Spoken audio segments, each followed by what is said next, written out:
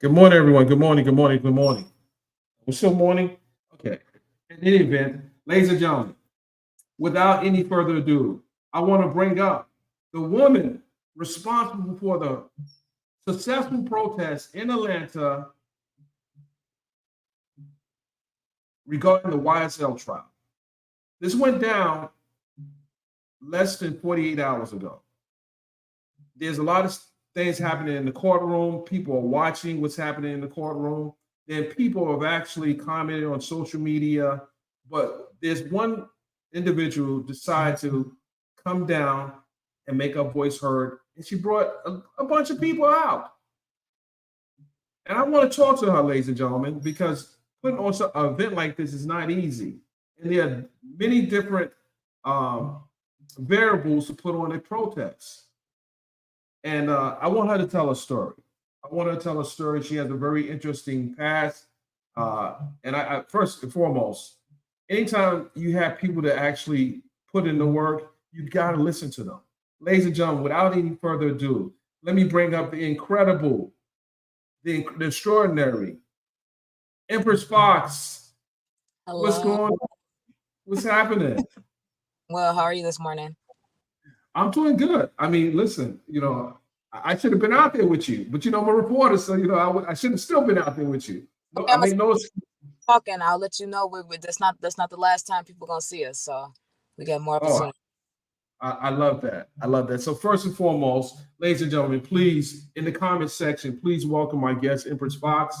I saw the protest online because I had a prior engagement, but I did see what you did out there, and I want to commend you because it took courage in light of everything that we know how protesting anything that involves the criminal justice system, it can get kind of sticky, so to speak.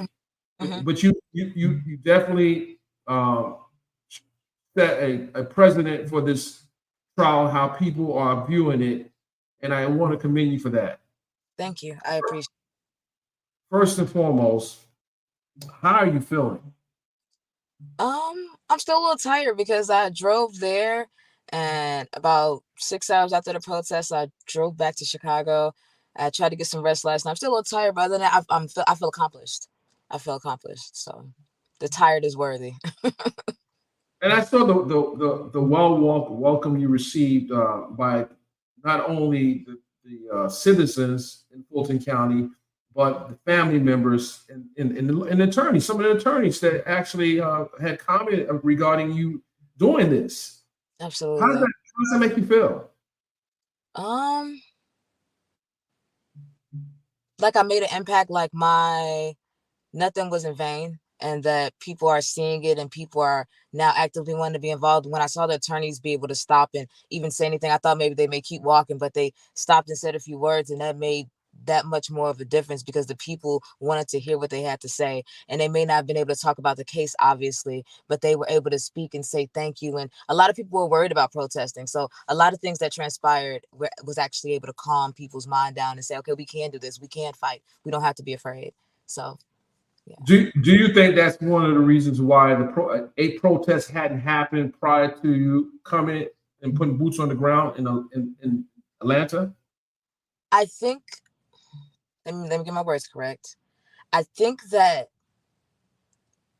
some people may have saw what I saw, and when you go to Georgia's website and try to get there, it's not a lot of inform information out there for you to understand what all you may need for a protest, right?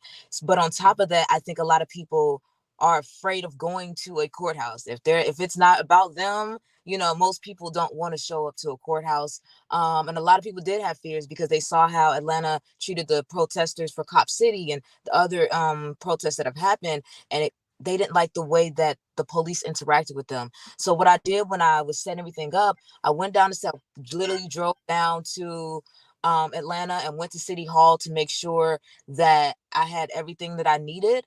And in doing that, they let me know because we're protesting, that's our First Amendment right, and they can't issue a permit for a protest.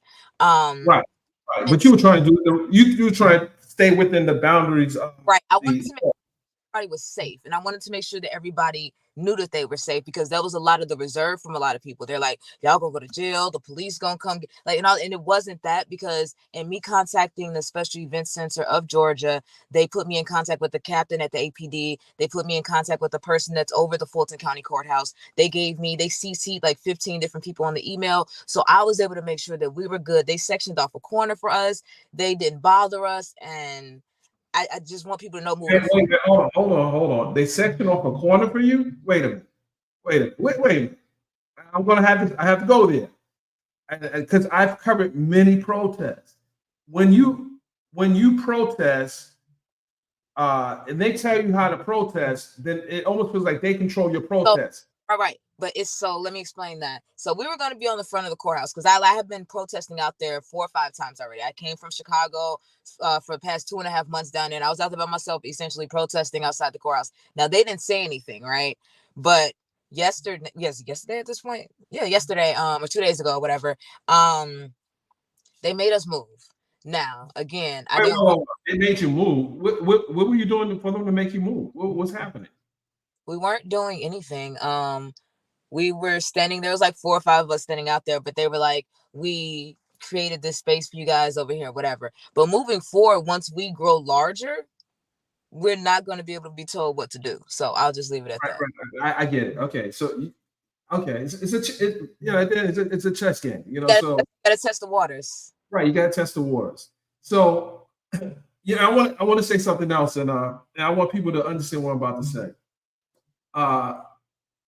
It doesn't matter who you are. If you have the voice and the love from the people, they're going to come out and support you. And I'll say this: Singer Tyrese called for a gathering to come to court for his situation he had with his ex. He has millions of followers on social media. When I tell you, you brought out 20 times more people than he got to bring out, I would say that's incredible. I'm like, Tyrese, you need her on your team. Shout out to Tyrese Gibson, but they didn't pull up Tyrese. I came, but everyone else didn't. But that's another story. I just had to go there. When I saw that the crowd out there, I said, wait a minute, Tyrese need to put you on his team. Because and you were able to galvanize the people to come out to listen to the messaging. And while we're talking about the messaging, what was the thing, or what did you see in the trial that made you see that you had to come out and make your voice heard? What did you see in the trial?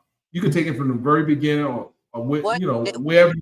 What haven't we seen, right? What haven't we seen in this? I'd like to call this a mock trial. I don't know what's taking place, but as far as what made me want to make a difference is when I first started watching this case back in December, November last year, I was like, in the press release when Fonnie came out and did her whole thing, and I got this many recalls, I was like, oh wow, they're guilty, right in my head, right?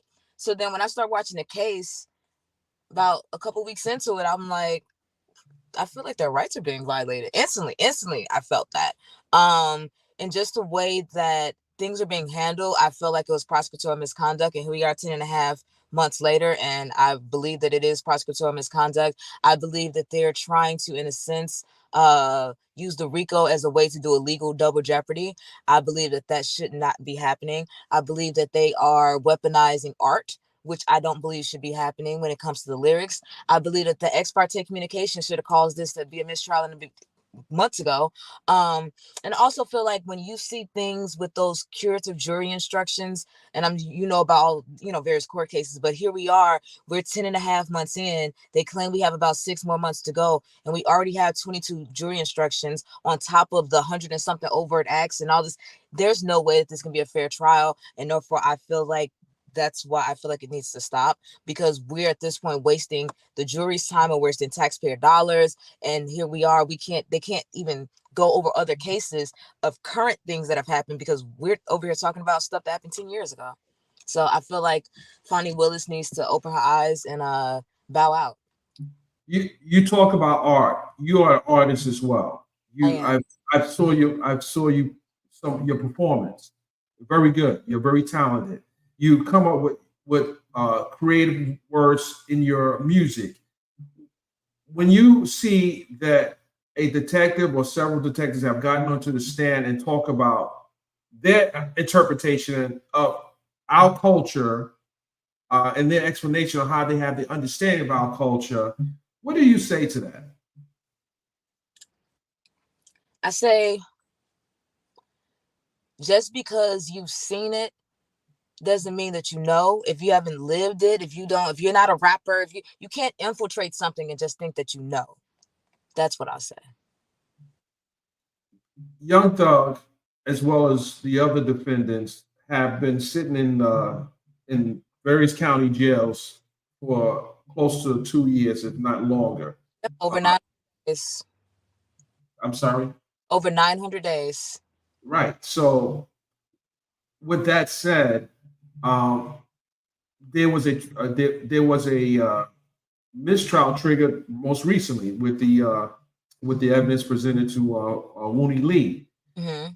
I now know that there will be a continuation of the trial starting on Tuesday with more evidentiary discussions tomorrow morning. Trial is out, huh? Is that what we believe at that point? If we're going back and we're doing the evidence and all, that means that the mistrial is not happening, correct? Right. That's what I can glean from it. Now, what happens tomorrow may change depending upon what a lawyer's file in the defense attorney's file based on what has occurred. I'm also waiting to see what the judge. She has to put a ruling on the record because Attorney Westmoreland made a request on the record of a mistrial without prejudice. So that too had to be addressed in open court. If they proceed without addressing that, that's going to concern the public because we're in the cliffhangers of sorts.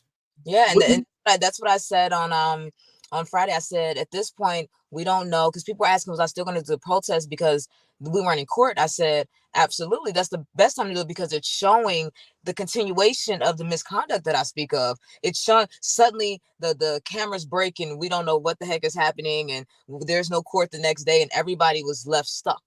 And the fact that it's streamed to the public and there's millions of people watching, and Fulton County continues to work in the capacity that they're working, that's a problem. Well, fair disclosure, I was right there in front of the sergeant when he said that there's no more court today, and I said, "Are you serious?" That was me. Are you serious? I looked at him.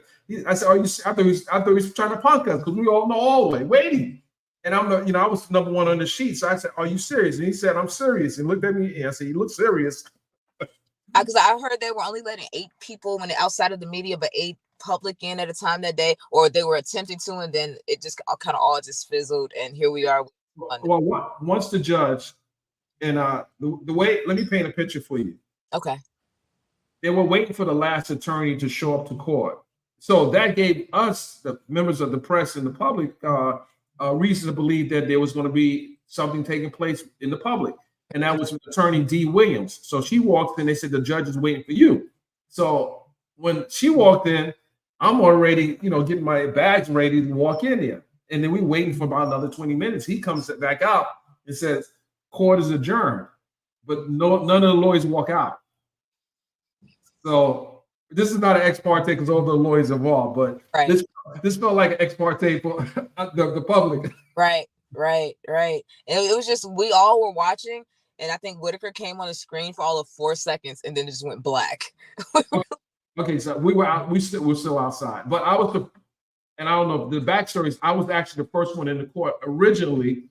That's how I got a shot of Young Thug when that picture that's up. Okay, that makes sense. So I got there early. So I kind of scooped everyone. Shout outs to me getting up early, traveling almost an hour. But that's another story for another day. But I got that shot. And I saw a lot of stuff online saying, "Oh, he's not at the court. I'm not at the court." Well, I actually was at the court. But we got the shot out there. Shout out to Shade Room and TMZ and everyone else who ran with the shot. But my question to you, do you feel like the people in Fulton County let Young Thug down because they didn't start this protest and you someone that don't live in the city and you came down from another city to protest? How do you feel about that? I don't think that they let Young Thug down. I think that they have a right to have a reserve because of it's a high profile case, right? And they're already being bombarded with all the political stuff going on, and it's a political year. And when we talk about fear and not showing up to a courthouse, again, people, I don't think that they felt that. I think that they just needed somebody to step before them, because out there, most of the people out there were from Fulton County. So they showed up once they realized, oh, it's okay, all smoke is clear, let's go. And they did. And so somebody has, I guess yesterday, said that I left at 12 o'clock on the dot, it was over. And I wanted to say that I hear y'all, and the next time that I do the protest, I will make sure that I stay behind, so that way I could talk to people. I moved a little fast because I was being guided to go elsewhere to protest somewhere else, and so I was moving really fast. I wanted to apologize to the people that did show up after 12 o'clock and I wasn't there. So I just wanted to say that as well. Here, there's no to your defense, you told them the schedule, and that was the schedule. You didn't do anything wrong. You told them, I'm gonna be here from 7 to 12. People, though, if the people are who you need to help support you, you got to listen to the people. So absolutely, but I'm just saying that I'm trying to throw you a life preserver here, because you didn't do anything wrong. You brought the people out. You were out there with the media when the early morning. It wasn't sunlight yet. You were out there. Or 5 I got out there, and when I saw the meeting, because like I said, I sent out the press release, and 11. I didn't get it, but you have my email address now. But I got your email address now. So the next one you definitely will get. But when I showed up and I saw that media out there at 5 o'clock in the morning, I said, oh, they're listening. I said, oh my God. I said, so I went on live and I said, y'all asked for the media to be here to talk about, the injustices that we see as a YSL trial watching community. I said, so I need y'all to show up. I said, y'all asked for the eyes, and I got y'all the eyes, and now we can get people to talk about it. It's about talking about it, because we see everybody covering the trial, right? Include yourself. We see everybody covering the trial, but we don't see the other side of it, which is the public side, which is us fighting, saying this is wrong. You can hear all the chitter chatter, but when those news crews dedicate that time to come out there for 4.5 hours to cover something, and we want to make sure, that's why when I did the press release, there wasn't emotion in that press release. It was all facts, very bullet pointed, this is what we're talking about.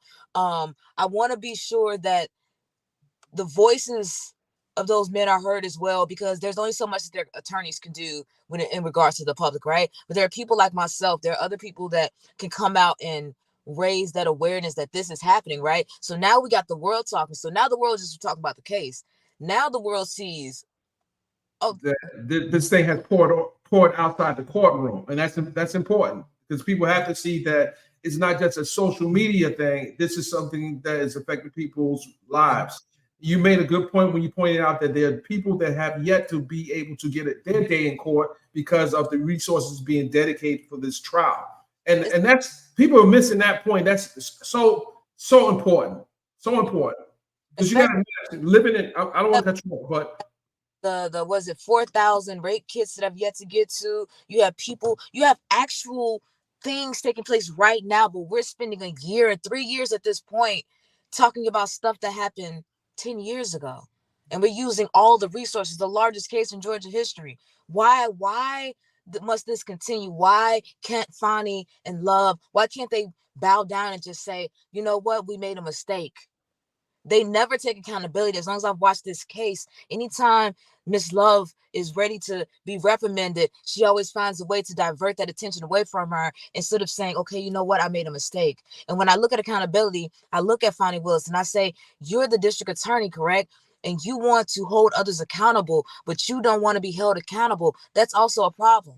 So if people want this case to end, they need to go out and vote. I think there's 9 or 10 days left. Go out and vote. Go out and vote, and that is what I have to say in regards to this protest when it comes to the bigger picture and what I want to come out of it. I can't say that we'll get a mistrial with or without prejudice. I can't say that they'll just dismiss it, and I don't want to bank on the jury saying not guilty, because a lot of people said as well, they're like, well, why are you protesting? The jury's gonna say it's not guilty. You don't know that. You don't know what's going on these people's heads. So if we, again, don't stand up and make some noise about it, then this case will go all the way to the end, and we got to sit and twiddle our thumbs to see if they'll be able to understand the 22 instructions and understand. Well, let me ask you a question, because the jurors are not sequestered. They're not sequestered right now. And they will likely, depending upon, they have to come in the building. So they'll eventually, if the crowd gets big enough, they're going to see that how significant this trial is Yeah. to the public. Yes. So I agree with you. You have to be able to reach not only the people on social media, but the people, and you're not trying to interfere with the jurors, but I've covered trials where they have protests out there, and one in particular is the death of Trayvon Martin in Sanford, Florida. The people were outside. They were protesting. They were not happy about what happened to him. So I do agree that if people want to see change, they have to be a part of that change. And you have Absolutely. taken the first step for people to say, I can do this. The parents came out, the lawyers came out. You even had the candidate for Fulton County DA. She came out, Miss Courtney Kramer. So this is the first step, and then you have many more steps to take. The representative came out. The state representative was out there. Everybody came out, and that's what made me feel like this is just the first step. Like, I've been out there a couple times before, like I said, by myself. This was the bigger step because people wanted an actual protest that they said they'd come to. And now they're asking me, even today, they're texting me like, when's the next one? When's the next one? They Oh, wait, hold on. I saw that picture of you out. I saw it on social media. I said, who's this one person out here? I said, wait, this is about to be real. Yes, sir. Yes, sir. And let me say something. You guys, some of my colleagues who have reported on this story, when you said they had only a handful of people, it wasn't a handful. So you guys, if you're reporting from what happened in the morning, it bubbled up to not being a handful. So there were a nice amount of people out there. It was the first one, but I can see this growing into something very big. And with that said, what can people do to be able to support you and what you're doing, and let people know or anything you want to know today?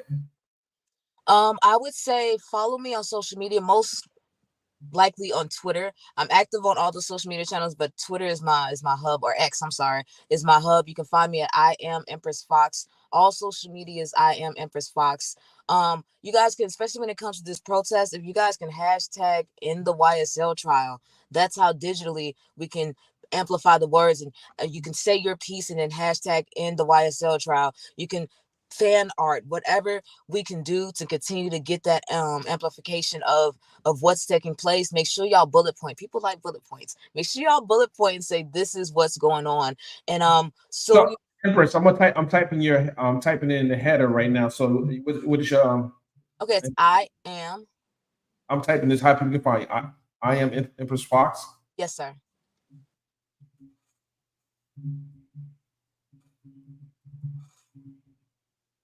Do you have a Cash App? I do. It's Cali Shores. Okay, Cash App. That's $. Mm-hmm. Okay, spell it. CALI. CA. So Cali, like California, Cali. Okay. SHORES, one S. Because I found last night that somebody made a duplicate of my Cash App and added 2 S's. So it's not the 2 S's, y'all. It's the 1 S. Okay, Cali Shore. With Shores. Shores, plural. Yes, okay. sir. Okay, so let's put that Cash App there. Okay. Thank you. Absolutely. All right, so it's there. Does that look right? Oh, I look blind. Yeah. Yes, that's fine. Thank you. All right, ladies and gentlemen. So if you want to support the movement, a movement that is growing, that is how you support our platform, and it will also be in the description once we end this video on both of my platforms, and we'll tweet out as well. Now, next question I have for you is: now that you finish this one, when is the next one? The next one is coming up this upcoming Friday.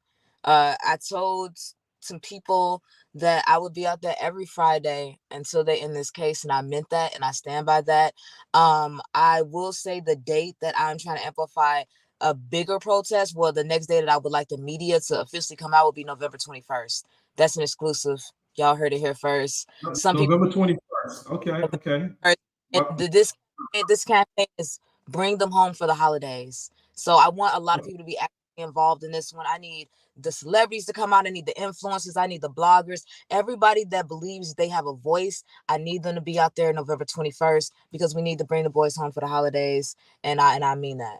I mean that, because I don't think we're going to let this continue. So what do you say to the celebrities who haven't really stepped up, so to speak, for their comrade in the struggle? What would you like to say to the celebrities that are in the culture of hip hop who see injustice is happening? You can look into the camera and tell everybody what you tell all these celebrities what you would like them to do. I would like y'all to use your voice. This is one of your fellow artists that you guys have said that you rock with. You're putting them all in your music and things of that nature.